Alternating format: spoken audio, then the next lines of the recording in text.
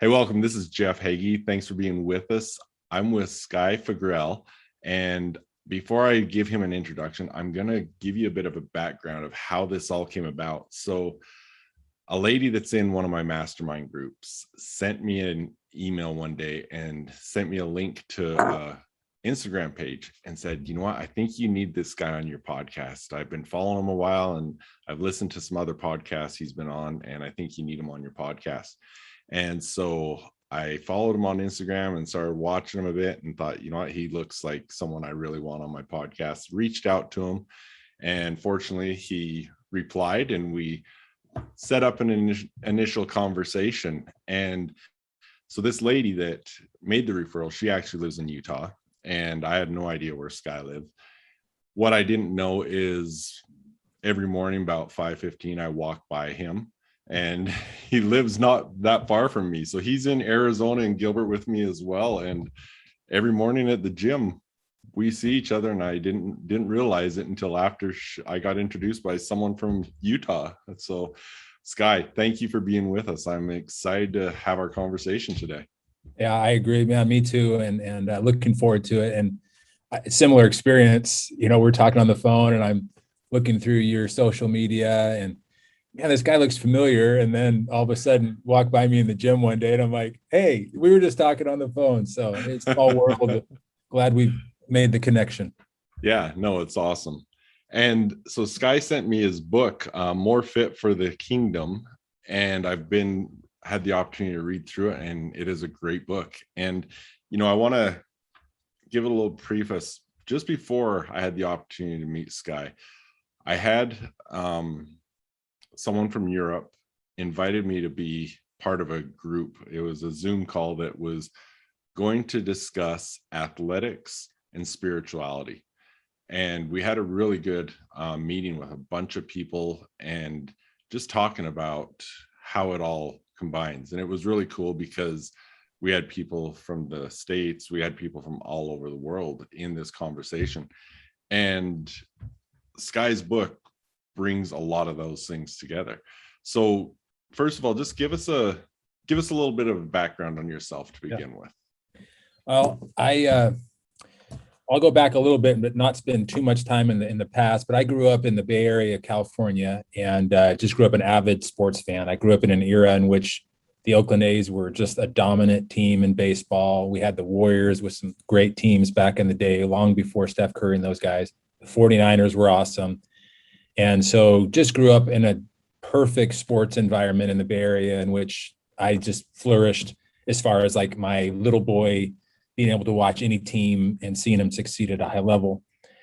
Also growing up in a family that went to church every week. I wasn't always interested in the church stuff and was interested in the sports stuff, but those who were able to reach me would often make comparisons or analogy to the local sports teams. And the leaders that really helped mentor me were also really great former athletes or were really supportive of my athletic endeavors. So the blend for me between those two worlds, spirituality and physicality, happened early, and it probably helped shape me in a lot of ways. I've done a lot of teaching and training and leadership consulting in my life since then. And a lot of what I do is trying to compare, true principles in one area or factor of fitness to another. And those two in particular are probably the most extreme, where physical fitness and that type of growth is very measurable and trackable and chartable, very scientific. And whereas like spirituality can sometimes be very elusive to people. And so when I'm with large groups, whether they're of a particular faith or not, I usually talk about spirituality in terms of like alignment with what our core beliefs are, whatever they might be.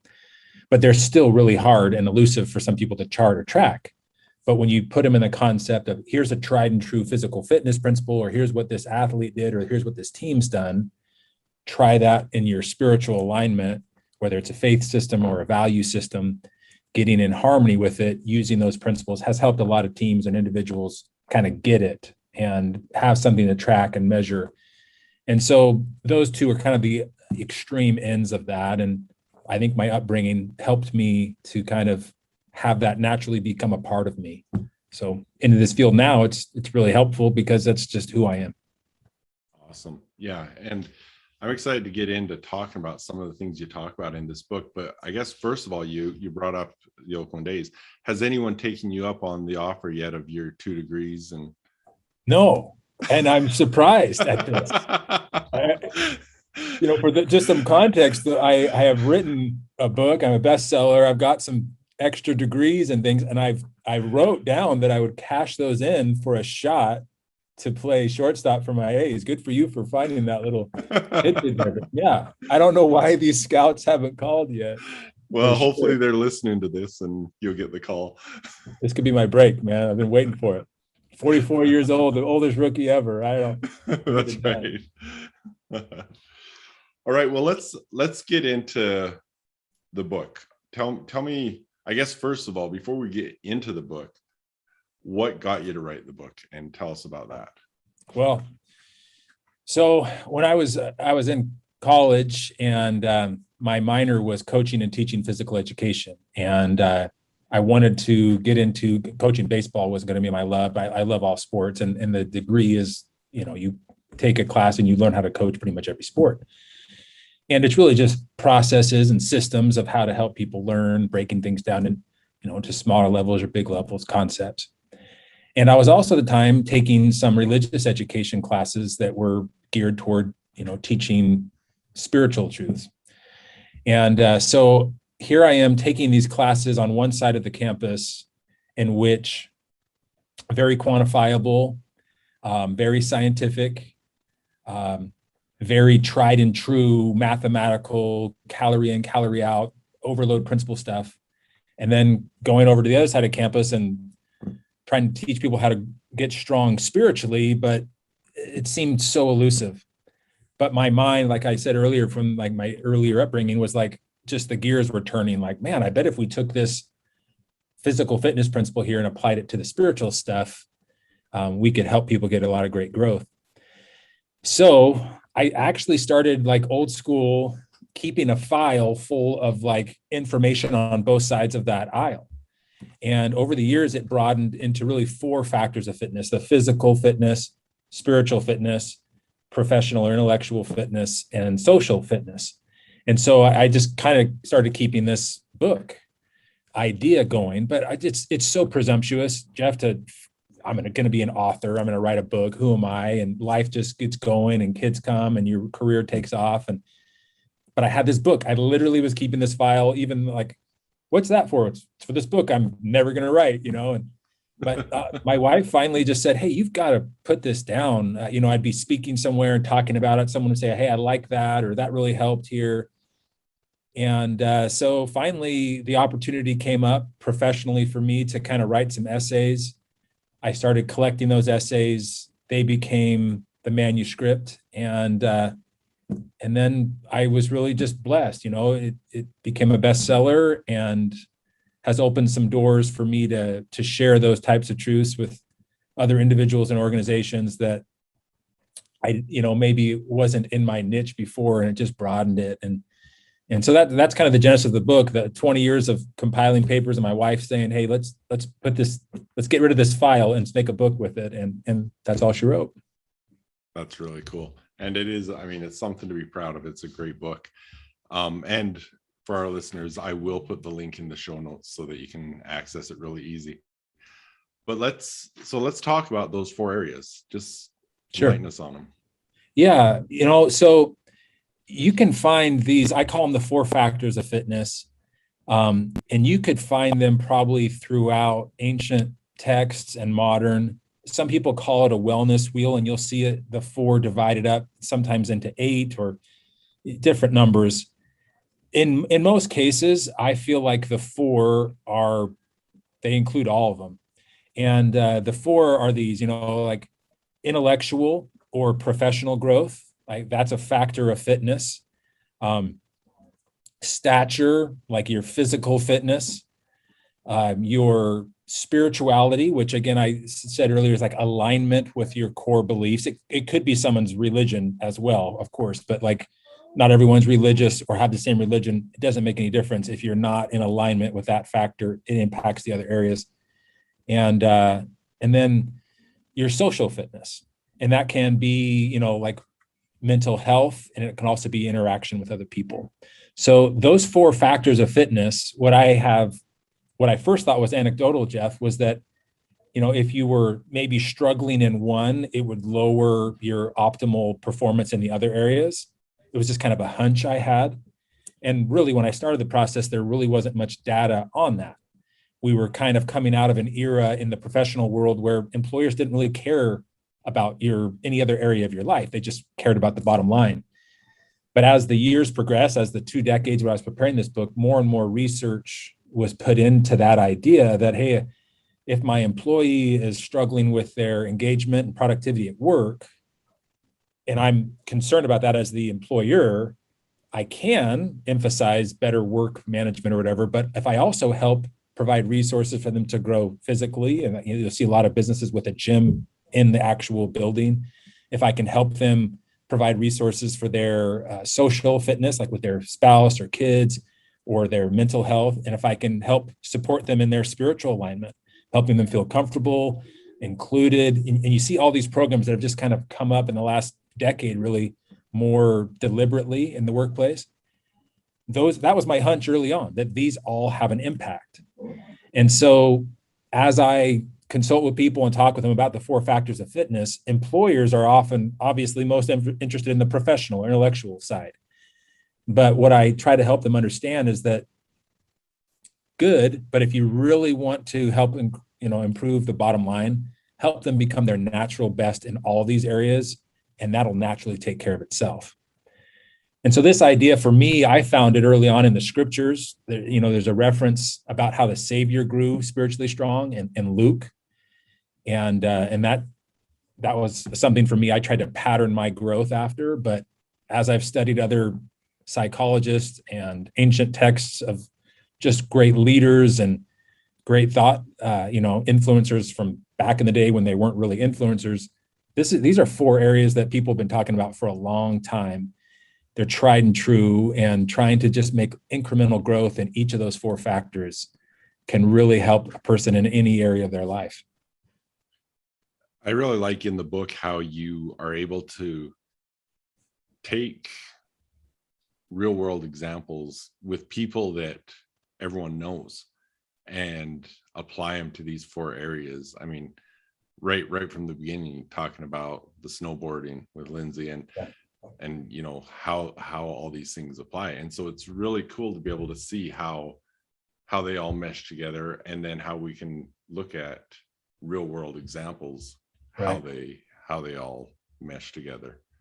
Well, I think at the end of the day, everybody, and I've actually done this experiment where you're in a large group, and hey, how many of you think it would be a good idea to, improve your physical fitness, or become better at work, or improve your relationship with your spouse, or, be more spiritually in tune? Everyone's like, oh, I think it's a good idea. But then you ask, okay, same question, keep your hands up. How many of you are deliberately working on more than one of those right now? And it's like, hands immediately descend, and awkward glances at their feed, people checking their phone, and it's something that we innately understand. Yeah, this would be good.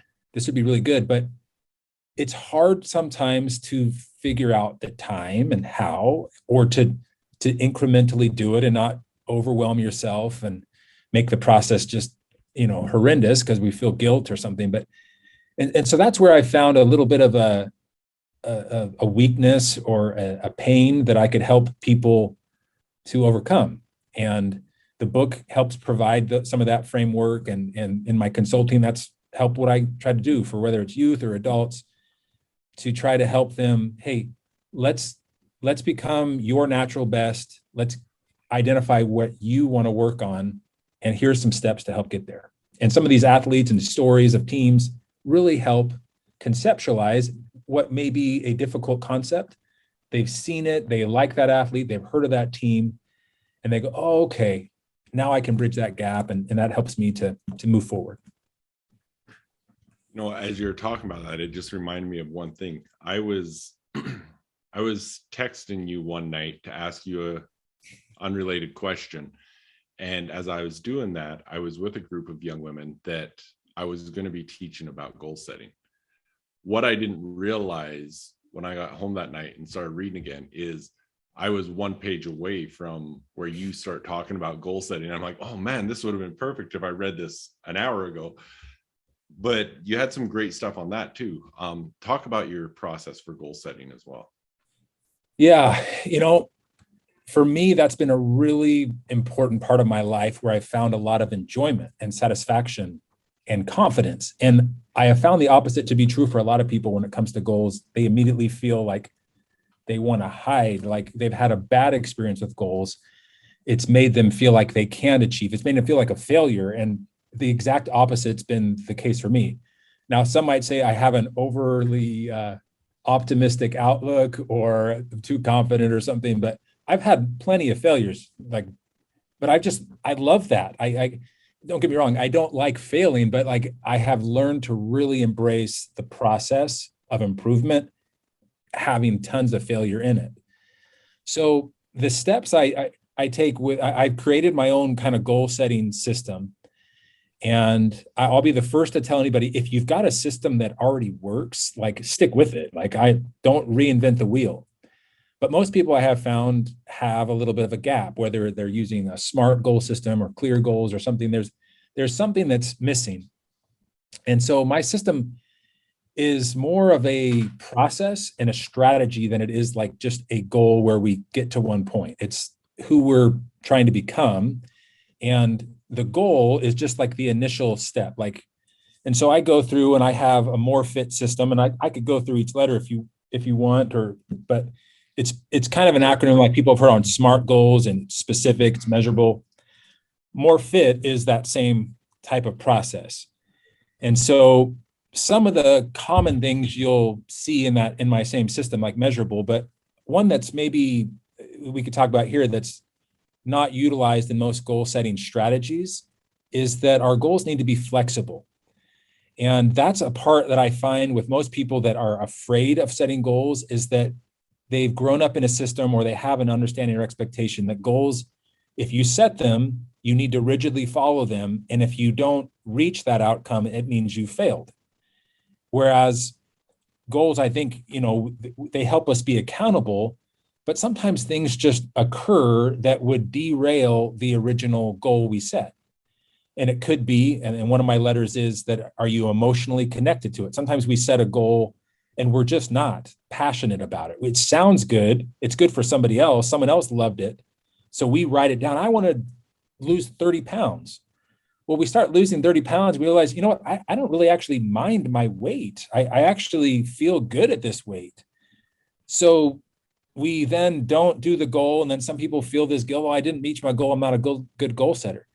I would just say, hey, be flexible. You realized after trying it that you weren't emotionally connected to 30 pounds, that calorie deficit wasn't going to be your thing, but you're just going to try to increase strength. And so the same goal was in fitness. We're still going to increase fitness, but 30 pounds you experimented. Let's be flexible now. Let's change this to, I want to increase my bench max by 10 pounds, or I want to increase my squats by 10 pounds. And maybe you accumulate 3 exercises and that's going to be your 30 pounds. And so if that's a key number for you or something, all right, let's stick with 30, but let's just adjust it. So emotionally connected, that's something I talk to a lot of people about, being flexible with it, having it be a part of an ongoing process where, like we want a result and those are going to be measurable, but we need to be thinking long-term, because we don't want to lose 30 pounds or put on 30 pounds of muscle and then 6 months not be that person. So we want to get into a fitness pattern or an intellectual growth pattern. So creating a strategy rather than just a goal to get there is the harder part of the process, but it's where the money's at. So a little analogy here, Jeff, and then I'll turn it back. But I often talk to individuals or groups about like NFL football team. And these coaches, they spend hours and hours and hours each week strategizing for the next game. What they did in the past isn't going to be necessarily the right strategy for the next opponent they face. And that strategy includes offensive and defensive. It's not a sit down and write, here's what we're going to do. We're going to block. All right, let's go. they take hours and hours to really map out the offensive strategy, defensive strategy, different schemes along the way, contingency plans. And I'm not saying we have to spend a week on our goal, but the 5 minutes people usually spend at a, New Year's goal setting, I'm going to do A, B, and C, and then they're out the door. It's just, you're setting yourself up for failure. There's no way to measure it. There's no flexibility built in. There's no real emotional connection to it. And so those that set goals that way have got themselves into a pattern of not achieving them, and therefore maybe limit the progress they could otherwise have in life by effectively strategizing with the right goals and the right steps and processes in mind. Awesome. So I think this kind of actually ties in really good, that last part, with what I wanted to ask you next. Like you were saying previously, when you look at these 4 areas, if someone either has listened to you or has read the book and they look at these 4 areas, and just like you say, when you ask them to raise their hands, they're like, yeah, I'm good. I got my goals, all these things. But then you start putting all 4 of them together. Yeah. How does someone approach that when they start looking at it and say, no, I'm working in one area? Yeah. Well, I think, first of all, that one area shouldn't be neglected. Like, if they've already got something going on, one of the basic assumptions I have is that people are really good and they make really good decisions, and they make even better ones when given increased information or tools to make them. So I would say, hey, to that person that's killing it professionally or at home, like, keep it up. But what I would ask them to do first thing is, hey, what's helping you be so good at work or at the gym or at home or with your spiritual alignment? And help them try to dial in on some principles or practices that are bringing them happiness, joy, success in those areas. They usually can find, hey, well, I really like this about work. I get there on time. We have a team meeting. I like that I'm given a list of things to do and I can accomplish it. Okay. So we go through and find some principles that could apply in a wider variety of circumstances. Okay. So you're doing great at work, but you don't feel you're doing good at home. All right. So you mentioned that you liked getting there on time and having a team meeting. Is there something you could do at home with your team to kind of simulate that process? At work, you had a conference, twice a year. Maybe there's something like that you could do at home. You're getting regular feedback from your employer and a list of tasks that would help the team work well, and you feel, fulfilled because you check them off, or you get to have a meeting and they evaluate. Is there a way you can apply that at home with your spouse or your kids to help them feel fulfillment, or you? And so I help them just apply areas in which they're already successful, really high functioning humans, in areas where they aren't. Take what they're already doing and just apply it. And then, of course, I have a list of other things that I have found that apply in a wide variety of circumstances. My job is just to help facilitate, them figuring out where they want to grow and how, the pace they want to run and all that. But giving them those principles, either ones that they're already practicing and just need to apply, or a set of other ones that I have found, hey, if you're not, these are some ones to really consider. And it's really helped people to then become a more balanced human, employee, family member, disciple, whatever their thing is, across all areas. So that's kind of how I try to help them make the progress that they might be lacking or feel like they aren't making in those other areas. When we look at this, if you could take, from the book itself or from your experience teaching this, from your standpoint, what has been the biggest takeaway as you've watched people incorporate these things into their lives?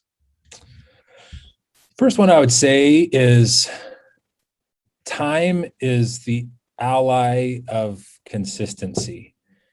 And I think anytime you get into self-help or, personal growth programs or books, like, there's a desire to get there immediately. I think a healthy reality check is if it was something that you could get to immediately, you would already be there. And to just recognize and accept that this process is going to be difficult. So time is the ally of consistency, and that works both ways. If you have a bad habit that you consistently do over time, time is always going to be the ally of consistency, And so that bad habit might be, perpetually holding you back. Time is always the ally of consistency. So if it's a good habit, it's going to be moving you forward. And so helping people identify on their own, like, what do you think is holding you back in this particular factor of fitness? Let's say it's physical fitness. I have a hard time getting out of bed. How can we improve that? Like, what are the steps that would help you work through that process? For a lot of people, Jeff, the things that I talk to them about aren't rocket science. It's not like I've gone in there and explained to them calculus and they're like, man, no one's ever explained calculus to me before. It's usually, though, giving them time to think about and ponder and make those personal decisions, and then having a follow-up with somebody that cares. Either, it's me as, a professional, or maybe it's their team. They've chosen someone that they can report to. It's one of my more fit goals is the R is it reportable and realistic? So having someone that they can report to that could help them continue on that trajectory. So people usually get it. I'm not usually spelling out something that's just, oh man, I never have thought of that. It's just that they aren't doing it. They needed encouragement, reminding, and follow-up to help get the water to the end of the row. So just take time. I mean, I'm summarizing here, but it's going to take time if you want to get to a new level. I like that quote. Time is the ally of consistency. I like that. All right. So like I said, I am going to put the link in the show notes so people can access this, but also share, how do people follow you, get in contact with you, all of those things? Yeah. I'm going to make a stronger commitment to post more frequently some articles on LinkedIn. So that's just Skye Fagrell at LinkedIn. But More Fit for Life is where I post almost weekly, 3-4 times a week, in stories and posts on Instagram. And that's More Fit, the number 4 life, and the 4 stands for the 4 factors. So More Fit for Life. And that I'll post about all 4 factors of fitness, and just, it's good for me. I like to contact, I'm able to interact with people that way. And if anyone's ever interested in, goal setting techniques and strategies, or some of the things I talk about in my book, like the overload principle and stuff, I'm happily giving information away. Like, I would love to help out if you feel like it could be beneficial. But I would say that those would be the, More Fit for Life on Instagram would be the best place. If you want to contact me there, we can set up some emails and anything like that you'd like to get in contact for. Okay, awesome. And all those links, I'll make sure they're in the show notes so people have those. Yeah. Also, I mean, I know you work with people individually, whatever. Who is your ideal client? If someone's like, hey, this is what my business needs, or this is what my family needs, who do you like to work with? Well, I mean, not to be cliche, but like, honestly, it's really cool to work with a wide variety of people. So like, I've spent 20 years working with, high school aged kids and then college aged kids. I'm a professor online for a college. I've taught, at high school level for a long time, doing coaching and teaching there. I love getting into a room of professionals, 15 to 20 people, and teaching and sharing there. And then, it's awesome to follow up with these individuals, men and women in between. So, gosh, that's a hard one to say, Jeff, because I get so much fulfillment from both, and the needs, like, of the thing I love the most is that the same principles, we all need them, and so when I'm helping maybe with some teenagers that are working on mental mindset stuff, I know you have a lot of experience there, like, and I'm teaching this, let's say, the overload principle to teenagers and incremental growth, and like, they're thinking this one thing, and I'm like, yeah, that's exactly right. And then I teach the same thing later that evening to a bunch of 50-year-old lawyers, and they're like, well, this is what it means. You are right. That is what it means, because true principles, they apply in a wide variety of circumstances. And if they're true, they're going to continue to work throughout our lives. So, gosh, yeah, I mean, yes, if you're 14 to 100, I am interested in working with you. Well, you know what? If you're willing to do this, I'm going to open this as an offer, because I think we have a lot of people that would overlap on both the things that we talk about and teach, and age categories and everything. We should do some Instagram lives together. And I would love that. That'd be fantastic. That'd would be be a great. lot of fun, I think. Yeah. So we said it on here, so it means it has to. Yeah, be way to great, pin so. me down. You got this audience. What am I supposed to say? No, we're not doing that. Oh, that'd be awesome. I can always edit. That'd be But great. yeah, I would love to talk to you more about that and jump on some lives and do that, because I think that'd be cool. And Great. you know, even in my confident athlete program and stuff that I work with younger kids in, I think these are some principles that would be very valuable for them. So we could even do some things with them. So That'd be awesome. we can do some cool things together. Yeah, right. you know, the last thing I would just say with that is that there's just so much, I guess, writing the book and getting into this field, it's just so much fun. And seeing people accept things and then make progress themselves. If they've made it in one area, that gives them confidence to make it in another, and they just become their natural best. And it's just fun to be on the sidelines, helping coach and mentor and train when that happens. So. Yeah. Awesome. Very cool. Well, again, More Fit for the Kingdom is the book. It'll be in the show notes. Go grab it. It's got some great stuff in there, some great stories, but principles that they're principles. You've got to understand them. They will make your life better in all areas. But Skye, thank you so much. I appreciate you taking the time to be with me today, and it was fun. Yeah, looking forward to the future. Thanks a lot. Hey, thanks for joining. Just a couple things I want to share with you before you leave. The first one, if you're an athlete or a parent of an athlete, I want to tell you about my Confident Athlete program. It's a program that I've put together because, you know, the athletes that are serious about what they're doing, they put a lot of time and effort into their sport, but they don't put enough time and effort into the mental game, which is just as important as the physical game. So check out jeffheggie.com/confidentathlete and find out more about that program.